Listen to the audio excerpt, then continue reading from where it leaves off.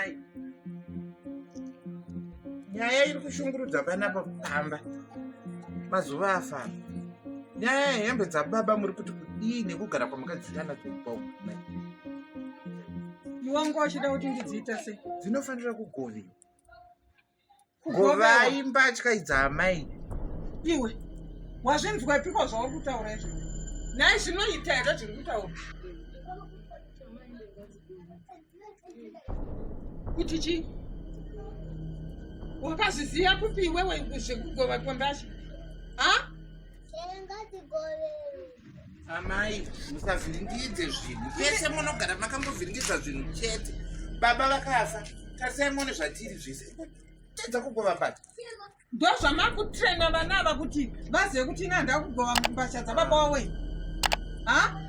Vana vadiki kudai vari kunditi kundigadza dare nevana ava kuti ngadzigovewe hembe. Ayoshuwa chale. Amai, hembe dziri kufanira kugoviwa. Hembe dzababa. Inini handidi vajoingi zvamuri kunditi. Mazvinzwaka? Handisi kutomboda. Hembe dzemurume wangu handigove. Those are special clothes.